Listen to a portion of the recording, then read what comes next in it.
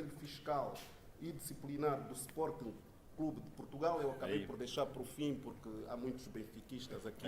Aí não é essa parte não é consensual. E não bateríamos as palmas, que são de dever. Portanto, minhas senhoras e meus senhores, excelências, este é o curto, digamos, mas resumo que fizemos. É sportinguista, não é? Não, por acaso sou benfiquista, por isso deixei por Então, eu, sem mais delongas, acabaria depois dessa descontração por passar a palavra ao professor Bassaró Gouveia para dissertar o tema.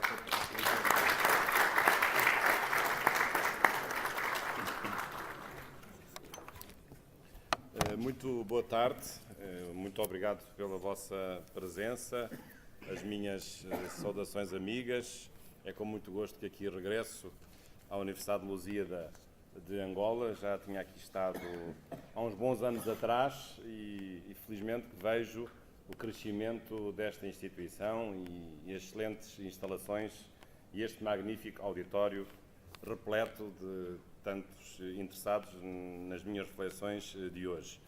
Permito-me também saudar os colegas aqui da mesa, o Sr. Reitor da Universidade, o Sr. Diretor da Faculdade de Ciências Económicas e, por fim, apesar de benfiquista, o Diretor da Faculdade de Direito, muito lhe agradecendo a gentil apresentação e exaustiva, talvez demais, do meu currículo.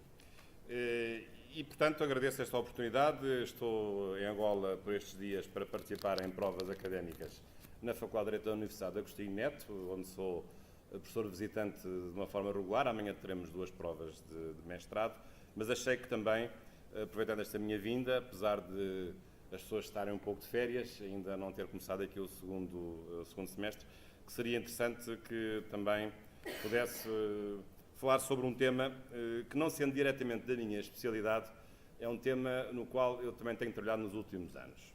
E sobretudo, o tema sobre o qual eu gostaria de falar, Constituição e novo Código Penal em Angola, é um tema da maior atualidade.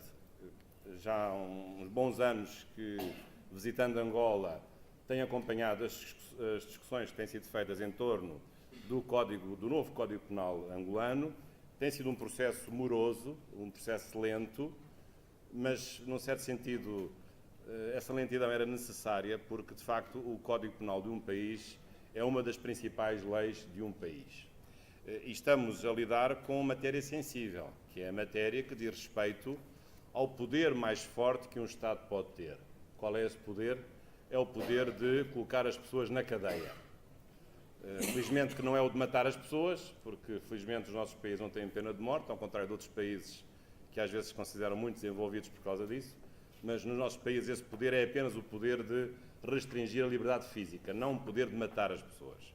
Mas, como calculam, isso é uma matéria da maior delicadeza e, portanto, quando se trata de estabelecer regras jurídicas sobre o jus poniendi do Estado, todo o cuidado é pouco e todo o rigor é pouco para que essa legislação seja aprovada dentro dos requisitos que são estabelecidos. Portanto, este tema é um tema da atualidade. Segundo me disseram, o Parlamento prepara-se para prosseguir com a aprovação deste Código. Julgo que já foi feita uma primeira apreciação na generalidade, ou a votação na generalidade, e, portanto, saúdo também por isso Angola e o seu poder legislativo por estar neste momento a debruçar-se sobre essa matéria. Claro que, quando eu refiro o Código Penal, a minha perspectiva não será propriamente a de penalista, mas será mais a perspectiva de um constitucionalista. Isso quer dizer o quê? Quer dizer que o Código Penal, que é uma lei ordinária, pertence ao direito legal, deve evidentemente estar conforme à Constituição, que em qualquer país é a lei superior que define os traços fundamentais da sua ordem jurídica. Podemos dizer que a Constituição é o bilhete de identidade de um país e, portanto, o Código Penal, como qualquer outra lei ordinária, naturalmente, deve estar em conformidade com a própria Constituição desse país. Claro que o que é necessário não é apenas um novo Código Penal. Angola enfrenta vários desafios de reforma legislativa. Outro desafio muito importante, que julgo que seja feito já a seguir, é o desafio de mudar o seu Código de Processo Penal. e já agora também o desafio de ter uma nova legislação no âmbito do chamado direito penitenciário, ou direito da execução das penas, que são as três grandes áreas que dizem respeito às matérias penais: o direito penal substantivo, o direito processual penal adjetivo e o direito penitenciário, ou o direito da execução de penas. Mas hoje a minha intenção é apenas falar sobre o novo Código Penal. Tive a ocasião de ler o anteprojeto, ou o projeto que foi apresentado. Falarei um pouco dele daqui a pouco, mas não sem que antes possa primeiro equacionar este novo Código Penal no contexto constitucional de Angola. Angola vive um período importante, um período de estabilização político-constitucional, tem finalmente uma Constituição definitiva, que foi aprovada em 5 de fevereiro de 2010, depois de múltiplas vicissitudes que, naturalmente, os angolanos, melhor do que eu, português, conhecem. De várias fases, de problemas duros, de 2 guerras civis, de uma transição constitucional, de vários textos constitucionais e, portanto, finalmente, a partir de 2010, Angola tem uma Constituição, eu diria, tem uma excelente Constituição. Excelente a vários títulos, excelente do ponto de vista técnico, mas excelente do ponto de vista das suas opções, uma Constituição completa que tem todo um conjunto variado de mecanismos que configuram um verdadeiro Estado de Direito democrático. E, embora neste caso eu me refira em particular aos direitos fundamentais, também tem, evidentemente, um catálogo importante, exaustivo, melhor do que a Lei Constitucional de 92 em matéria de direitos fundamentais, muitos deles que têm que ver precisamente com a matéria penal. Mas, por que é que o Código Penal deve estar em relação com a Constituição? Pelo seguinte, é que hoje não há nenhuma Constituição que não tenha uma parte que diga respeito ao direito penal. E até por isso, se nós dizemos que em qualquer Constituição do mundo há também uma Constituição penal, embora esse conceito seja um conceito multidimensional. Portanto, podemos dizer que em qualquer país, havendo uma Constituição, também há uma Constituição penal. Isso quer dizer o quê? Quer dizer que, num certo país, numa certa Constituição, esse texto há de dizer alguma coisa sobre o modo como o Estado vai configurar o seu jus puniendi. Até se costuma dizer que pode haver 2 tipos de normas. Normas que, por exemplo, imponham certo tipo de crimes, obriguem a que o legislador ordinário consagre certos crimes, por força daquilo que está escrito na própria Constituição. É o vosso caso. Até tem uma categoria especial de crimes que criaram, são os crimes hediondos, por exemplo. Como também a Constituição pode funcionar não como um acelerador, mas como um travão ao jus puniendi do Estado. Ou seja, dizer que o legislador pode consagrar penas e pode definir crimes e penas aplicáveis à prática desses crimes, mas deve agir com cuidado e com certos limites, respeitando certos princípios e certos valores que estão na própria Constituição. Portanto, limitar um jus puniendi que não deve ser arbitrário, mas deve ser contido de acordo com certos princípios que estão na Constituição. Portanto, quando nós falamos em Constituição Penal, falamos, ora, de uma Constituição que limita o exercício do poder legislativo que configura os crimes e as penas, ora, falamos de uma Constituição que impõe certo tipo de incriminações e certo tipo de soluções que devem estar obrigatoriamente dentro do Código Penal. Como quer que seja, a Constituição nunca pode ser um Código Penal, porque em vão encontraremos num texto constitucional um catálogo de crimes ou um catálogo de penas desses crimes. Isso não é a função da Constituição. A Constituição é, sobretudo, um texto de princípios.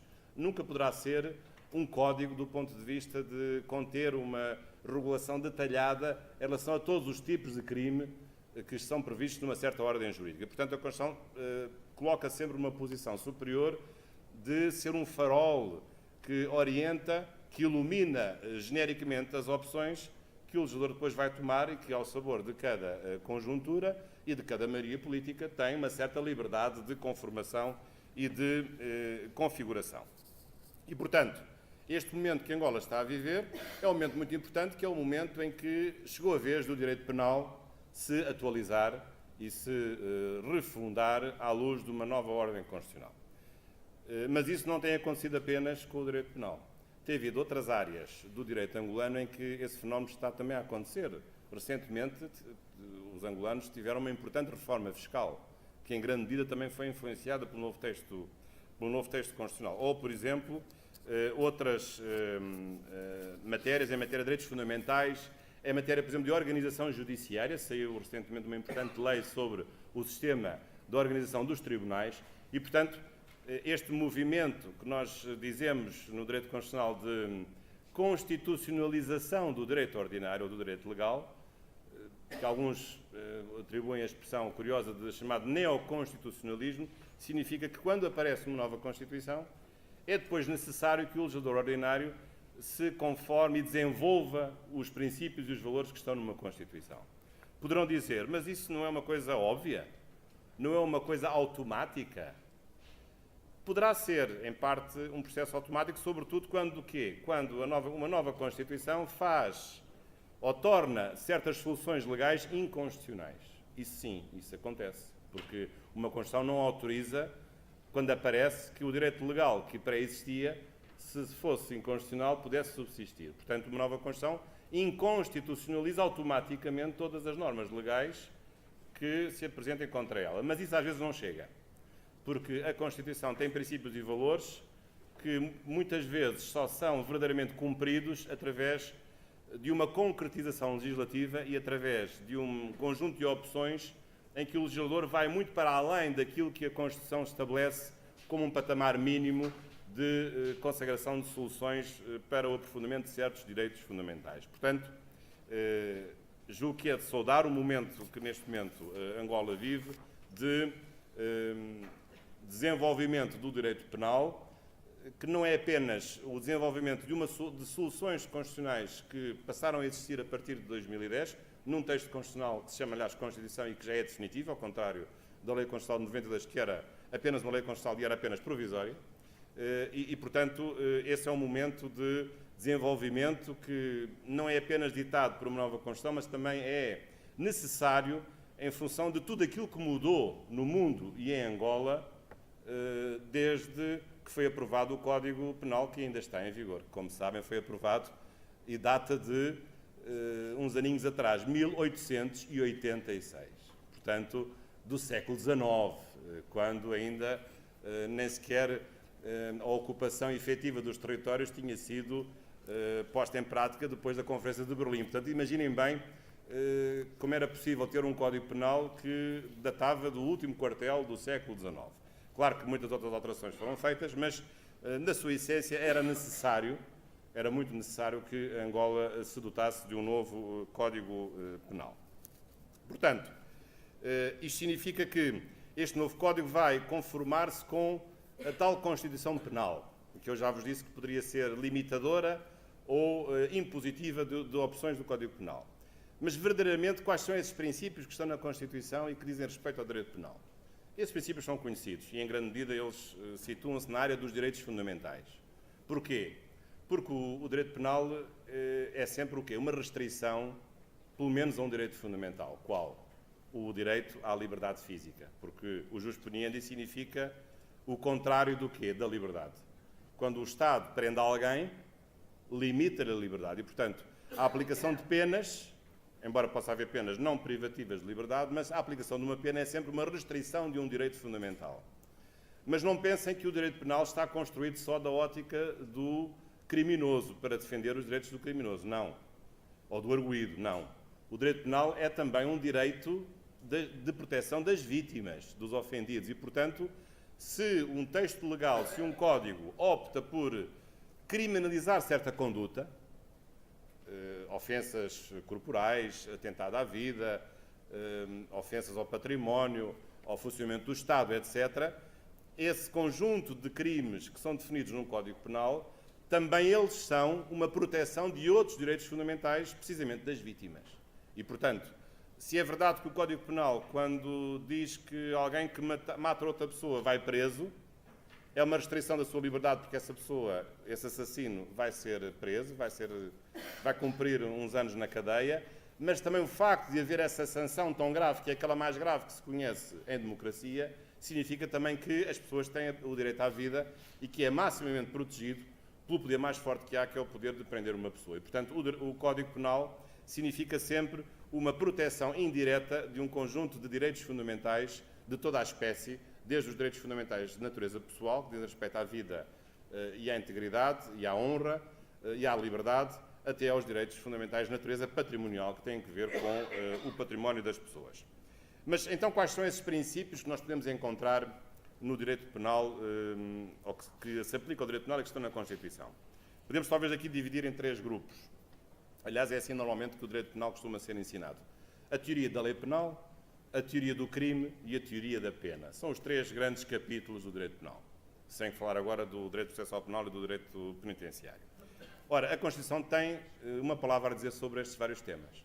Em matéria de teoria da lei penal, como sabem, tem princípios muito importantes de proibição da retroatividade, ou de proibição da integração de lacunas, por exemplo, ou de reserva de lei, isto é, como o direito penal é uma coisa tão delicada e sensível, é só o Estado, através do seu órgão parlamentar por excelência, que pode definir crimes e penas, e isso não pode ser feito por um órgão de natureza administrativa. Portanto, isto são princípios que se reconhecem no âmbito da teoria da lei penal. Mas também há princípios constitucionais em matéria de teoria do crime, do modo como o crime é configurado. Quais são elas? Bem, desde logo, os crimes não podem ser criados de uma forma arbitrária. O legislador só pode criar crimes que correspondam à proteção de bens jurídicos.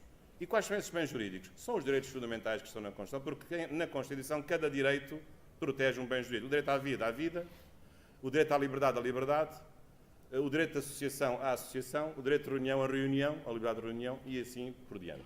O direito de sufrágio, o direito ao sufrágio. Portanto, cada direito fundamental protege um bem jurídico. E, portanto, o Código Penal, quando incrimina certa conduta que viola um bem jurídico, está a proteger esse bem jurídico e, sobretudo, deve levar em consideração aquilo que a Constituição fala a respeito dos vários bens jurídicos que são protegidos pelos direitos fundamentais que o catálogo constitucional naturalmente contém. Depois, em matéria de crimes, há outros princípios muito importantes, como é o princípio da culpa. Não pode haver crime sem culpa, evidentemente, embora possa haver aqui a culpa em sentido amplo, portanto, dolo ou negligência. Como também não pode haver transmissão das penas para outras pessoas. Até ao século XIX, não sei se sabiam, mas havia em certas situações a transmissão das penas dos pais para filhos. Imaginem o pai que tivesse morrido antes da pena terminar, o filho, coitado, tinha que cumprir a pena do pai. Não me parece que fosse uma solução muito justa, porque o pai não tem culpa nenhuma dos crimes, o filho não tem culpa nenhuma dos crimes cometidos pelo pai. E, do modo geral, também o direito penal funciona com base numa regra muito importante, que é o princípio da proporcionalidade, que nós em direito penal chamamos o princípio da última ratio, ou o princípio da intervenção mínima. Ou seja, o direito penal só aparece quando não existe outro direito sancionatório que possa ser igualmente eficaz para impedir a prática daquela conduta indesejável. E quando falamos em direito sancionatório, há outros direitos sancionatórios além do direito penal, que é o mais forte de todos. Quais são? O direito disciplinar, ou o direito de ilícito de mera ação social, ou a responsabilidade civil, ou, por exemplo, a responsabilidade de natureza financeira. Já agora, em matéria de teoria da pena, o terceiro aspecto, também a vossa Constituição tem soluções importantes. Desde logo proíbe a pena de morte, isso parece muito importante. Proíbe também as penas degradantes ou as penas desumanas e, portanto, tem um conjunto de orientações que impedem, neste caso, o legislador ordinário de adotar penas que sejam proibidas pela própria Constituição. Portanto, como veem, a Constituição angolana, como qualquer Constituição do mundo, tem opções concretas em matéria de construção de um Código Penal. E, portanto, o Código Penal, como é uma lei ordinária, tem de cumprir essas orientações. E, portanto, julgo que isso, no caso do novo Código Penal angolano, isso está a ser cumprido, tive a ocasião de o analisar, mas falarei daqui a pouco sobre algumas dessas soluções concretas.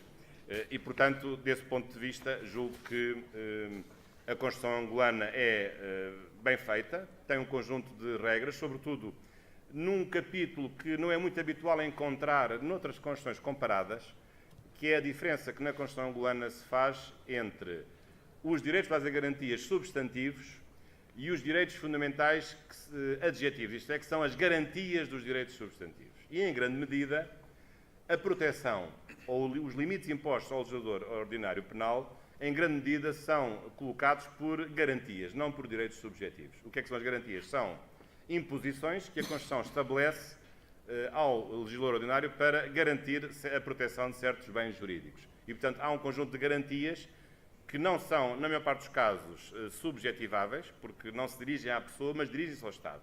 Por exemplo, a garantia de não haver pena de morte, a garantia de haver acesso à justiça, a garantia de haver o habeas corpus. Portanto, um conjunto de garantia de não haver certo tipo de penas, degradantes. Portanto, são normas que não conferem direitos subjetivos, em princípio, podem conferir direitos interesses protegidos, mas não direitos subjetivos, mas que na prática se colocam como instrumento à proteção de certos direitos fundamentais. Mas é interessante verificar na vossa Constituição realmente essa separação entre, de um lado, direitos fundamentais substantivos e, de outro lado, garantias que, em grande medida, elas, embora não apenas, são garantias do foro do direito penal e do processo criminal. Portanto, também fica feita esta observação, que me parece que é uma observação interessante. Bom, mas vamos agora ao Código Penal. O Sr. Reitor teve a amabilidade de me enviar a versão mais recente e eu gostaria primeiro de fazer uma apreciação na generalidade e depois entrar em alguns pormenores desse Código Penal. Não me parece que haja qualquer princípio de contradição desse Código Penal com a Constituição angolana, portanto, desde já adianto que não estou a ver nenhuma inconstitucionalidade nesse novo Código Penal, o que, evidentemente, não me impede de fazer algumas apreciações sobre as soluções concretas que o Código Penal tomou, neste caso, num processo parlamentar que está em curso. Mas, de um modo geral, eu gostaria de fazer uma apreciação positiva do Código Penal em vários aspectos. Bem, desde logo, já o tinha dito, julgo que é muito importante que o novo Código Penal reúna todo um conjunto de legislação dispersa. E a legislação dispersa não era só o Código que estava, que era de 1886. Não se esqueçam disso, é que tínhamos legislação ainda em vigor, que ainda está em vigor, até o Código entrar em vigor. Tínhamos legislação da Primeira República, por exemplo, a lei sobre o mercenarismo. Portanto, tínhamos leis coloniais, tínhamos leis da Primeira República, portanto, todo um conjunto disperso, a lei dos crimes contra a segurança do Estado, por exemplo, teve todo um conjunto disperso de leis que ainda estão em vigor, mas que têm contextos histórico-políticos absolutamente diferentes. E, portanto, nada como, num certo momento histórico, o legislador ser coerente, revogando toda essa legislação, que vai ser revogada, a começar, claro, pelo Código Penal de 1886, mas também uma série de legislação avulsa que pontualmente foi sendo acrescentada em certas áreas, da segurança do Estado, da segurança da economia, etc. E, portanto, haver aqui uma vontade unificada e coerente de legislar de uma só vez sobre todas as matérias que pertençam à área do direito penal. Portanto, penso que, desse ponto de vista, penso que é uma boa solução que surja um código que é um verdadeiro código, ou seja, que reúna quase por completo, se não mesmo por completo, toda a legislação penal que Angola vai ter no futuro. E, portanto, desse ponto de vista, penso que é uma grande mais-valia. Depois, também julgo que me parece importante que este Código Penal se apresente com uma elevada dose de modernidade. E o que é que se quer dizer? Quer dizer que o Código Penal não faz juízos de valor em matéria de moral e de ética, como muitas vezes, como os códigos penais antigos faziam.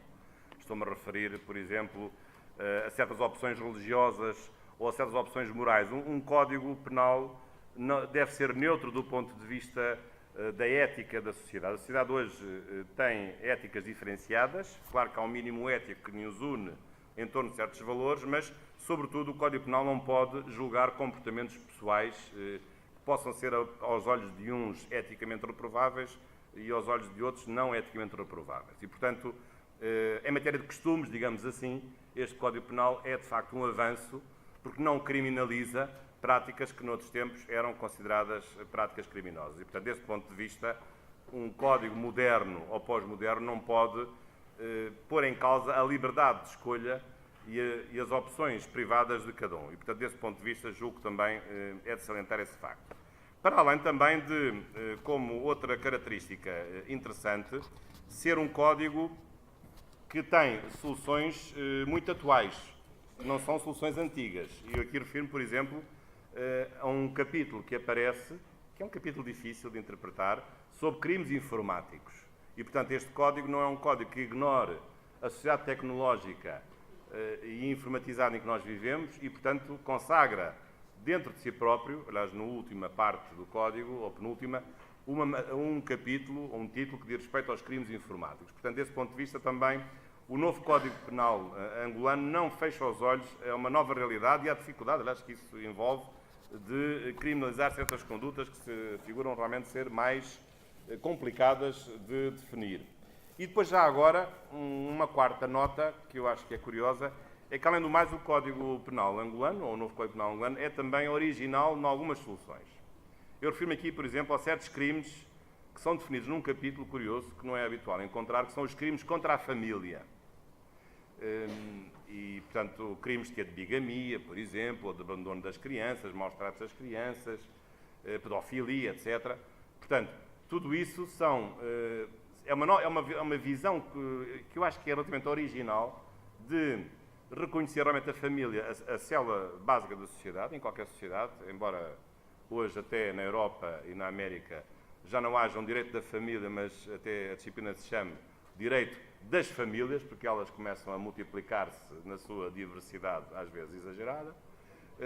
Portanto, não há uma só família, mas há várias famílias possíveis, que é uma coisa que eu tenho dificuldade em perceber. Mas a verdade é que aqui o Código Penal, sem fazer esses juízos de valor, devo já adiantar isso, mas pelo menos valoriza a família e valoriza, incriminando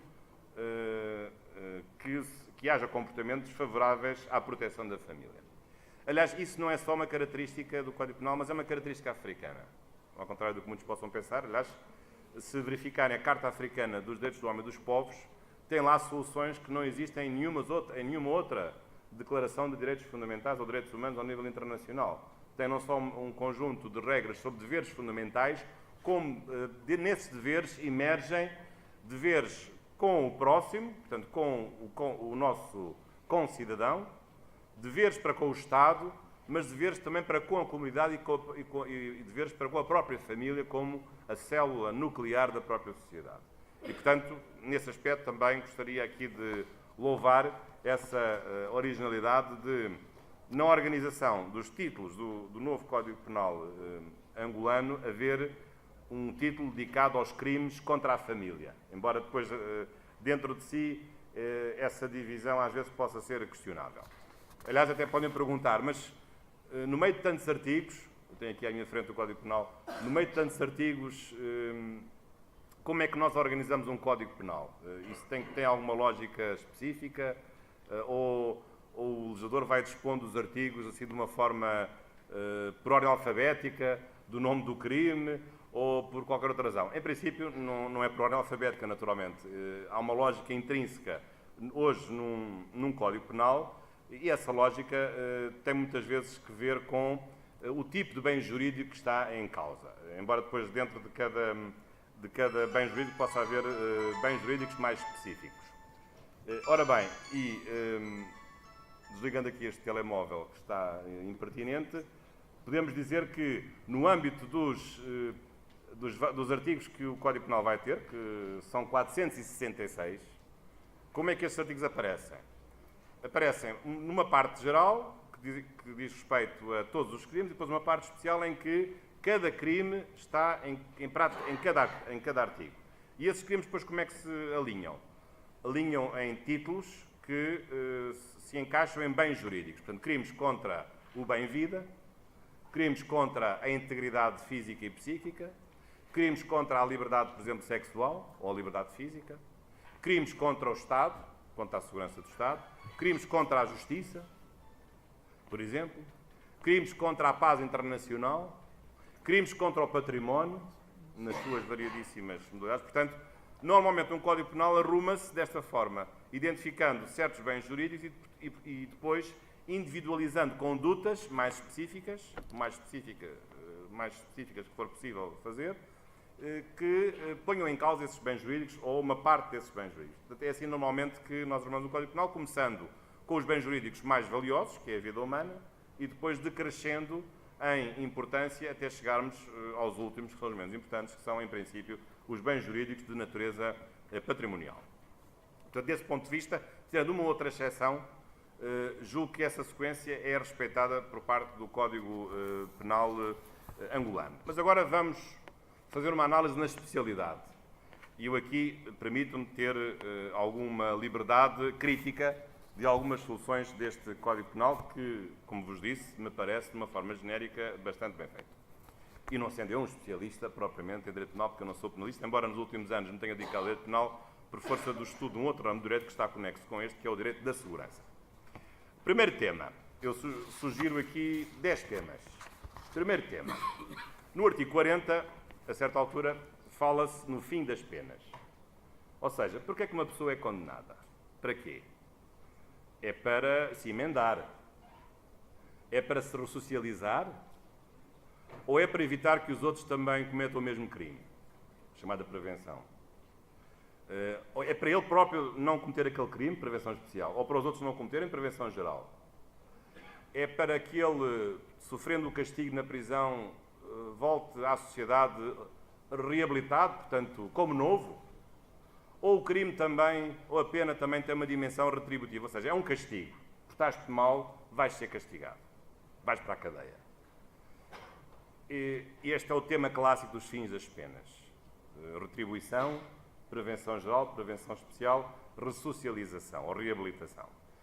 O vosso código, a meu ver, omite, pelo menos de uma forma expressa, o fim da retribuição. E, portanto, entende que as penas são essencialmente ressocializadoras ou preventivas. E, portanto, omite que o código omite que a pena pode ser considerada como um castigo ou uma punição para quem comete o crime. Eu acho que um crime ou uma pena é também um castigo.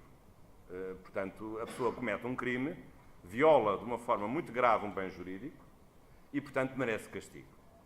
Não estou a dizer com isso que não mereça ser reabilitada, não estou a dizer com isso que essa pessoa deva ser banida da sociedade, mas uma pena é também um castigo, não é apenas um meio para a pessoa se ressocializar. Aqui entraremos depois numa longa discussão, que infelizmente é uma discussão que ultrapassa esta minha conferência, que tem a ver com o problema do direito, com a estrutura do direito penitenciário. É que infelizmente é onde as coisas correm pior, porque uma boa percentagem das pessoas que são condenadas a primeira vez volta a cometer o mesmo crime. Portanto, a reincidência é uma coisa elevadíssima e, portanto, o que nos faz supor que a cadeia não é um lugar de ressocialização, mas é uma universidade para aprofundar a prática de crimes. Esse é que é o grande drama, que eu penso que é o principal desafio que se coloca hoje aos sistemas penitenciários. Estou aqui a falar em Angola, como podia falar em qualquer país, incluindo, evidentemente, Portugal. Portanto, artigo 40, ao omitir que a pena também tem um fim de castigo ou de retribuição, julgo que omite uma parte da verdade. Porque a pena não é só para ressocializar e não é só para prevenir, é também para castigar. Segundo tema, que é um tema novo, que é um tema complexo e que causa alguma perturbação, que é a responsabilidade penal das pessoas coletivas. Porque muitos dizem, mas como é que as pessoas coletivas podem ser objeto de responsabilidade penal? Vamos pôr as pessoas coletivas na cadeia? As pessoas coletivas não podem ir para a cadeia. Isso não faz sentido, a cadeia é só para pessoas de carne e osso. No meu caso seria mais em carne do que em osso. Mas, de facto, há um mecanismo, aliás, isso está agora na moda, há responsabilidade penal das pessoas coletivas. Que tem a sua lógica, apesar de tudo. Embora nos pareça um contrassenso lógico haver responsabilidade penal das pessoas coletivas, mas essa responsabilidade é necessária. Porquê? Porque muitas vezes não basta punir as pessoas físicas que cometem os crimes, que sejam gestores das empresas ou que sejam líderes das associações criminosas que se organizem em sociedades comerciais ou associações ou fundações, portanto que tenham uma forma jurídica legal, mas é também necessário, digamos assim, na parte de trás do crime, punir essas mesmas estruturas jurídicas. Punir como? Dissolvendo-as, declarando a perda dos bens em favor do Estado e, portanto, evitando que a simples punição da pessoa física que cometeu o crime possa deixar raízes que depois voltem a crescer para que o mesmo crime volte a ser praticado através de outros agentes. E, portanto, a lógica é também de, em certas condições, embora muito diminutas, se estabeleça a possibilidade da chamada responsabilidade penal das pessoas coletivas. Isto está consagrado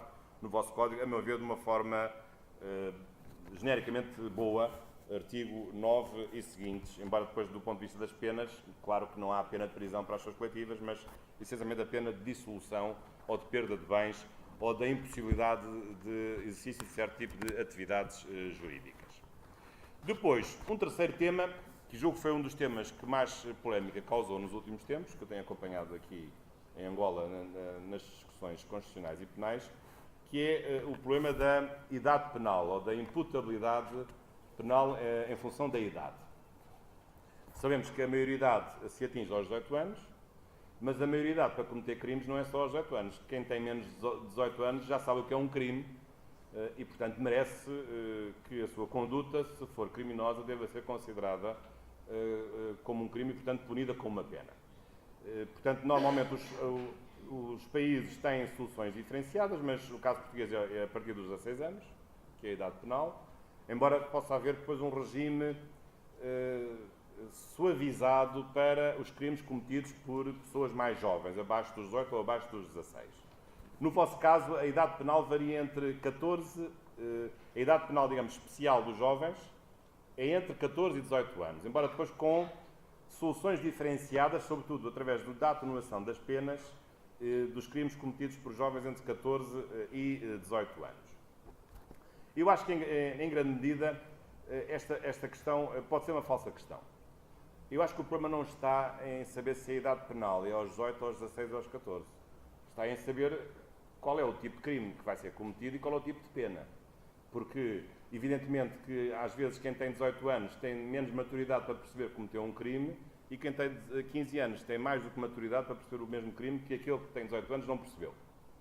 E, portanto, tem de haver aqui sempre uma solução, uma válvula de segurança mais casuística e, de um modo geral, a meu ver, uma atenuação geral das penas. Porquê? Porque estamos a falar de jovens, estamos a falar de pessoas que estão a atingir a maturidade e se nós tratamos os jovens como nós tratamos pessoas maduras, estamos automaticamente a eliminar esse jovem da sociedade. E, portanto, estamos a aplicar-lhe uma pena que seria sempre demasiado severa, embora o crime seja o mesmo de uma pessoa que cometeu aquele crime com 30 ou 40 anos, mas, de um modo geral, julgo que a solução não pode ser nunca uma solução de equiparar a intensidade da punição de um jovem com a punição de um adulto acima de 18 anos. Portanto, a solução entre os 14 e os 18 parece uma boa solução. Tenta-se aqui uma conciliação entre a maturidade da pessoa e o tipo de crime que foi praticado e a pena correspondente, mas admito que a questão seja controversa. Eu sei que há uma pulsão mediática para baixar o mais possível a idade penal, eu sei disso, que não é só aqui em Angola, há muito no Brasil, em Portugal também, com o seguinte raciocínio, rapazes, sobretudo são rapazes que mais o fazem, com 14, 15 anos matam pessoas, roubam, merecem o mesmo castigo de uma pessoa que mata ou que rouba que tenha 30 ou 40 ou 50 anos. Todos nós temos essa ideia, mas eu não sei se isso se pode generalizar. Tudo depende do contexto social em que esses rapazes vivem, esses jovens vivem, e tudo depende depois da resposta penal que se possa dar. E, portanto, esse é um tema complexo, é um tema que o legislador muitas vezes não pode resolver sozinho e tem de ter os pés assentes na terra e tem de legislar de acordo com a realidade sociológica que deve conhecer. Parece-me que o Código Penal aqui tenta conciliar várias tendências, a meu ver bem, mas depois isto vai depender não tanto do legislador penal, mas sobretudo do juiz penal quando verificar a prática de um crime de um jovem entre os 14 e os 18 anos para depois graduar a pena ou escolher o tipo de pena que vai aplicar. Eu acho que a chave da solução está depois, não tanto no legislador, mas no juiz que vai aplicar a lei penal. Portanto, este é um tema também que tem suscitado alguma controvérsia. Quarto tema também controverso é o tema da duração das penas e do concurso das penas.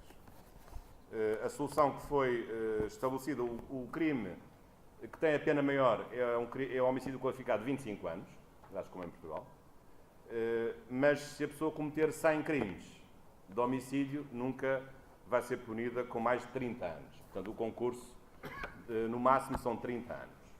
O concurso, digamos, o concurso real de crimes. Portanto, tanto faz cometer 10, 15, 20 ou 100, no máximo 30 anos. É uma solução controversa. Muitos países têm penas de duração superior. Bem, não me estou a reportar aos Estados Unidos, que até têm pena de morte e prisão perpétua, mas é uma questão que eu acho que tem a sua complexidade. Na Europa não andamos muito fora disto, embora Portugal seja dos países mais suaves nessa matéria, mas o concurso de crimes, no máximo, poder chegar aos 30 anos, não sei se não será pouco. Se houver uma multiplicidade de crimes, julgo que se pode ir um pouco mais além. Claro, qual é o problema de nós subirmos o número de anos de cadeia em concurso de crimes para, por exemplo, 40 ou 50 anos? É transformarmos essa pena, ou esse concurso de penas, numa prisão perpétua. E isso é evidente, porque se a pessoa tiver 80 anos e cometeu 10 homicídios e vai ser punida com 30 anos de cadeia, portanto é natural que seja prisão perpétua, porque é muito pouco natural que chegue aos 110 anos. Mas se tiver 20 já não será assim. Sairá de lá com 50. Ainda está jovem, como eu. Portanto, a questão é uma questão controversa. Sei que também é um tema ideológico. Normalmente, na Europa, os partidos da direita querem penas mais severas, penas de maior duração, e no concurso que haja um limite superior ao limite máximo do concurso de penas, mas é uma questão que eu acho que atravessa muito a ideologia de cada um, e é uma questão que está em aberto. E, portanto, mas a vossa solução é: o crime mais grave que há são 25 anos e no concurso o máximo são 30 anos. Isto tem que ver com um outro tema, já agora, que também me parece que é discutível, quinto tema, que é o chamado crime continuado, que está previsto no artigo 29. O que é o crime continuado? O crime continuado consiste no seguinte: o agente, o arguido ou o criminoso, pratica uma série de crimes sobre a mesma pessoa. O caso típico que nós em Portugal tivemos, aliás, que suscitou uma grande dúvida sobre esta solução jurídica, foi o crime de pedofilia num célebre caso que todos conhecem, ou um célebre processo que todos conhecem. E porquê? Porque a pedofilia normalmente era cometida sobre o mesmo rapaz ou sobre a mesma pessoa. E, portanto, como era um crime continuado com a mesma natureza, portanto, o bem ofendido era o mesmo, era a liberdade sexual, sobre a mesma pessoa, repetidamente. Qual é a solução que o Código Penal dá? O português, como agora o angolano. Nestes casos, justifica-se que haja uma só pena e não tantas penas quantas as infrações cometidas. Portanto, se durante 2 anos uma criança foi objeto de violação sexual, durante 2 anos apenas houve um crime de violação e não, se for uma vez por semana, 52 mais 52 vezes. Isto é absurdo. Aliás, há países que não têm o crime continuado. Porque o crime continuado é uma injustiça para a vítima. Porque o crime continuado, na prática, é o quê? É a suavização do criminoso. É a proteção do criminoso. Portanto, não deve haver crime continuado. Há países que não têm. A Alemanha não tem crime continuado. E, portanto, se houver uma prática continuada de crimes, que se todos os dias alguém é abusado sexualmente, então o que há é o concurso real de crimes e depois o limite máximo do concurso real. Agora, não vamos transformar um conjunto de 300 crimes num só crime. Isso é que eu acho que é absurdo. E, portanto, sempre me pareceu essa norma questionável, que está no Código Civil, no Código Penal português, portanto, também a crítica também faço à doutrina portuguesa, e, sobretudo, ela veio ao de cima no caso da pedofilia em Portugal, porque uma parte, julgo que alguns advogados de defesa tentaram defender que os abusadores sexuais das crianças apenas podiam ser condenados por um único crime, porque aquilo era um crime que se repetia todos os dias, ou todas as semanas, ou todos os meses, não sei, conforme aquilo que verdadeiramente terá acontecido, que não sei com pormenor como imaginam. Portanto, é uma solução discutível, ela aqui está, no vosso Código Penal, julgo que merece realmente uma reflexão. Embora, já agora, para não ser, digamos assim, demagógico, a vossa solução também não é totalmente injustificada, porque o crime continuado tem algumas exceções. Não pode haver crime continuado quando haja ofensa de certos bens jurídicos mais importantes. Bom, sexto tema, que também me parece importante, já o referi, é o tema dos crimes hediondos e violentos, aliás, de que fala o artigo 61 da Constituição angolana. Aliás, a Constituição angolana expressamente diz que certas categorias de crimes têm 2 consequências. Crimes que qualifica de hediondos e violentos. Tem 2 consequências, acho que o Código Penal, aliás, cumpre, e bem. Por um lado, são crimes em que não há liberdade condicional, e, por outro lado, são crimes em que não pode haver amnistias. E não pode haver prescrição, melhor dizendo.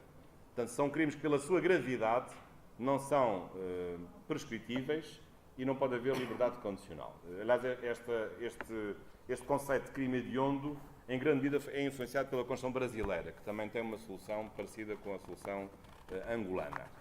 Penso que é uma categoria nova. O Código Penal não lhe dá uma relevância direta, o projeto. Talvez pudesse desenvolver aqui melhor o que é que considera o crime hediondo e, portanto, dar uma maior substância à razão de ser da Constituição de todos os crimes que poderia referir, se ter lembrado agora só de referir o crime hediondo como verdadeiramente o único crime que é definido com autonomia pela própria Constituição. Depois, sétimo tema. Este é um tema clássico de controvérsia, é a questão do aborto. É a questão do aborto, o crime de aborto está previsto, portanto, no capítulo dos crimes contra a vida intrauterina, artigo 156 até ao artigo 159. Tem uma solução que me parece equilibrada e, portanto, o aborto em geral é crime, a não ser em casos excepcionais, em que não é punível. Podemos discutir se é um problema de não punibilidade ou de causa de exclusão de ilicitude, isso é um problema mais teórico. Mas, na verdade, portanto, não há colocação da mulher na cadeia se tiver abortado, nas circunstâncias que hoje habitualmente se reconhecem um pouco por todo o mundo. Portanto, quando há violação da mulher, ou quando há suspeita de que o feto seja inviável ou surja com graves malformações, ou o desenvolvimento da gravidez ponha em causa a vida ou um perigo sério para a vida e para a saúde da própria mãe. Portanto, são causas específicas que permitem que o aborto seja feito e que nesses casos o aborto não seja crime. Em Portugal, como sabem, a questão foi uma questão muito discutida desde os anos 90. Houve 2 referendos sobre o assunto. No primeiro referendo, em 1998, a maioria do povo português votou contra a despenalização do aborto, que já estava antes, desde 84, como é agora a solução angolana. Portanto, em Portugal surgiu em 84. Mas depois o assunto voltou à agenda política e em 2007 houve um novo referendo em que acabou por prevalecer uma vontade contrária de sim à despenalização do aborto.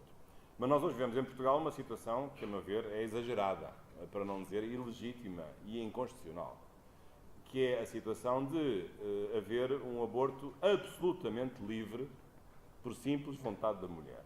E, portanto, não há a consideração de nenhuma causa específica que possa concorrer com a proteção de outro bem jurídico, que é a vida humana intrauterina. E, portanto, neste momento, em Portugal, qualquer mulher, admito que não o faça, evidentemente, de uma forma caprichosa, mas em sofrimento, mas, na verdade, não há qualquer impedimento legal a que, a simples pedido, a mulher possa abortar. Não é o vosso caso, felizmente. Aqui estão muito melhor do que Portugal. E, portanto, o aborto não se tornou livre, tornou-se não punível em certas circunstâncias que parecem ser as circunstâncias adequadas. Porque na questão do aborto não é só a liberdade da mulher que está em causa. Ou seja, que a mulher tem a liberdade, desde logo, a liberdade de querer engravidar ou não. Tirando o caso de violação, só engravida se quiser. Portanto, a sua liberdade já se manifesta nesse momento. Mas também sabe que, se houver a concepção, há um novo ser que se começa a desenvolver depois da fecundação e esse ser tem uma proteção jurídica. Não é aquilo que a mulher vai gerando no seu seio, aquilo que vai crescendo no seu ventre, não é nem um cão nem um gato, é um ser humano. E, portanto, é um ser humano que é ontologicamente diferente dos outros seres. E, portanto, a sua ontologia impõe uma deontologia de proteção constitucional da vida humana. Aliás, a vossa Constituição é bem explícita quando consagra a proteção e o direito à vida e não distingue se a vida é extrauterina ou intrauterina. Claro que admito que a proteção da vida intrauterina tenha contornos de proteção diferente, mas, na verdade, a vida intrauterina é tão vida como a vida extrauterina. Portanto, a vossa solução parece-me uma solução equilibrada e até tem uma coisa curiosa que em Portugal não existe e que é interessante que eu agora refiro, é que além do crime do aborto livre, que no vosso caso é crime, portanto só não é crime se for feito nas circunstâncias que eu referi, portanto por razões eugénicas, terapêuticas ou criminológicas, também é crime a propaganda do aborto. Não no sentido informativo, mas no sentido de propagandear as práticas abortivas fora do circunstancialismo legal. Eu penso que isso é uma solução curiosa de evitar, digamos, que se crie na opinião pública a ideia de que o aborto é uma coisa boa ou que é uma coisa normal e, portanto, qualquer uma mulher pode fazer o aborto. E isso não é verdade, porque o aborto implica sempre a destruição de uma vida humana e de alguém que, não tendo pedido para ser concebido, alguém que deve ter o direito a nascer. E alguém que não tem ninguém que o proteja, a não ser a sua própria mãe. E alguém que não pode falar.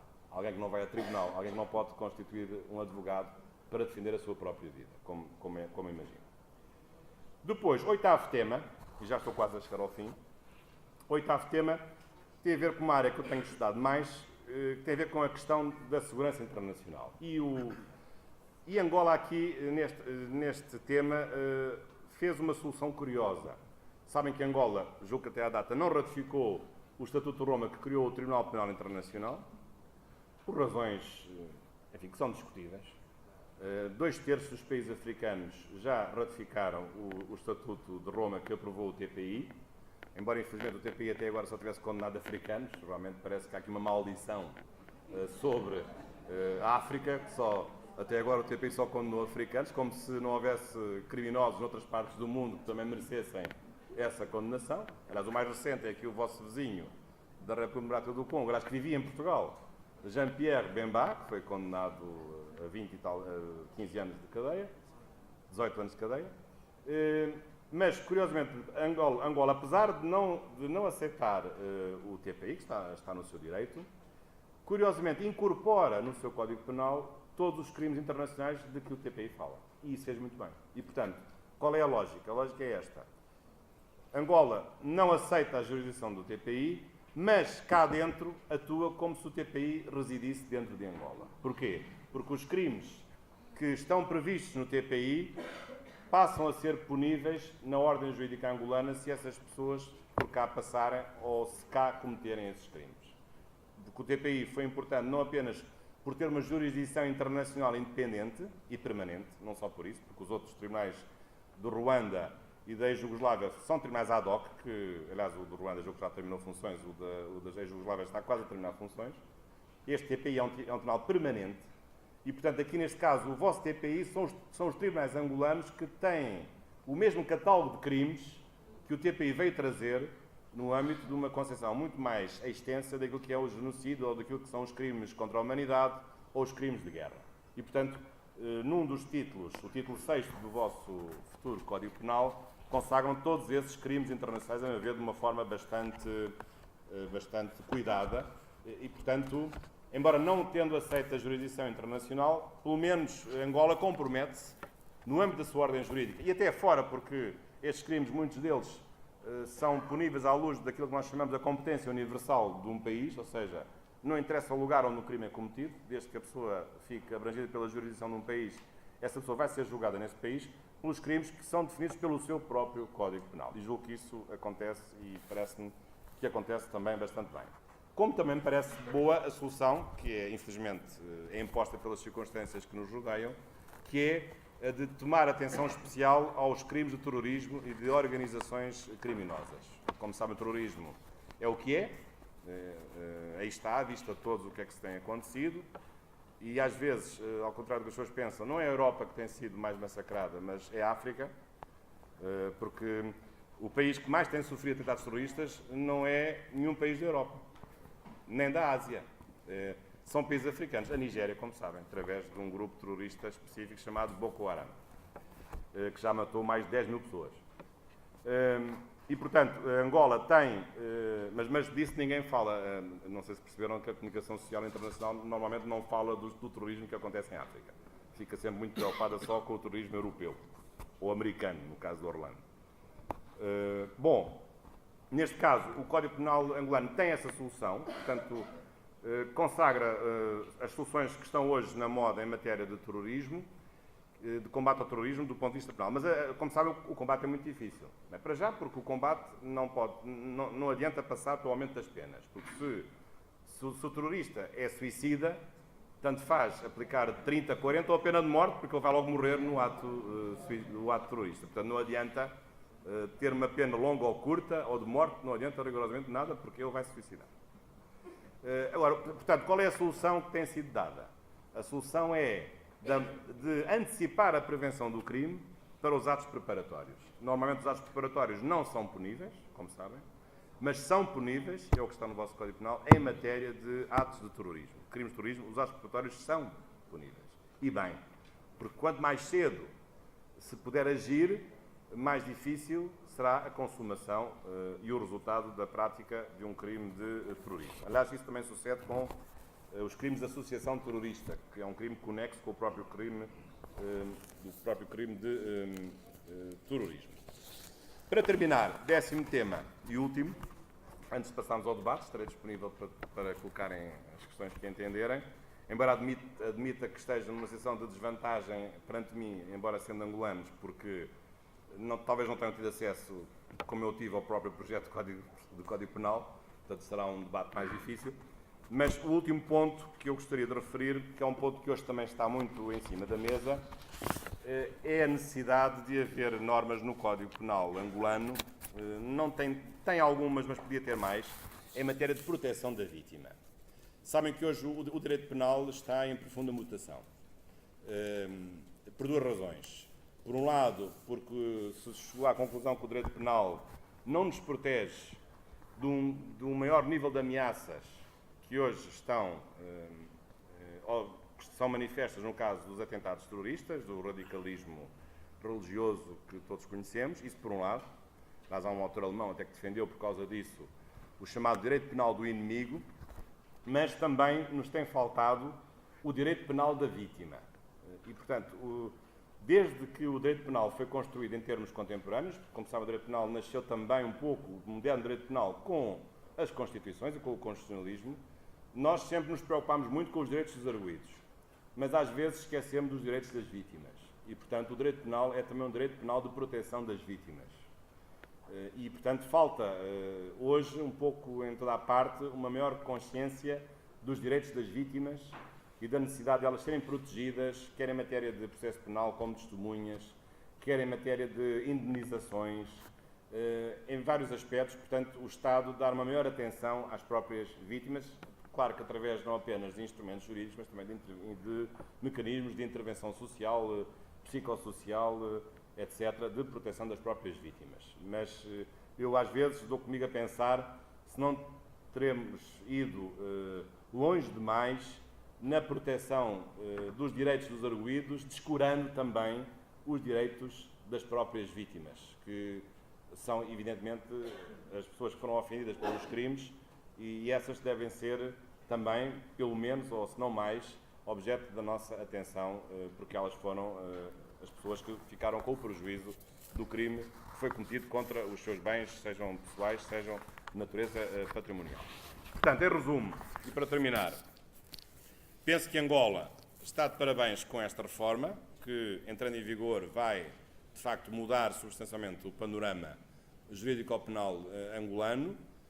Podemos sempre criticar algumas soluções pontuais, isso faz parte da natureza humana, sobretudo na universidade é sempre bom discutirmos os assuntos, mas gostaria de dizer que este Código Penal, quer do ponto de vista técnico, quer do ponto de vista programático, me parece bastante bem feito, bastante pensado, tem sido trabalhado, a comissão que o está a fazer anda nisto há vários anos, eu sei, mas acho que agora chegou a altura de ter atingido a maturidade da discussão de o mesmo ser aprovado. E sobretudo, que depois seja conhecido pelos juristas, pela comunidade em geral, e, portanto, penso que, desse ponto de vista, é um código bastante moderno. Já agora, também acrescentando um último aspecto, também atendo hoje à necessidade de proteção dos direitos das mulheres. É uma área também que o Código Penal é sensível, até, por exemplo, através de um crime novo que aparece, que é o crime de importunação sexual ou perseguição sexual.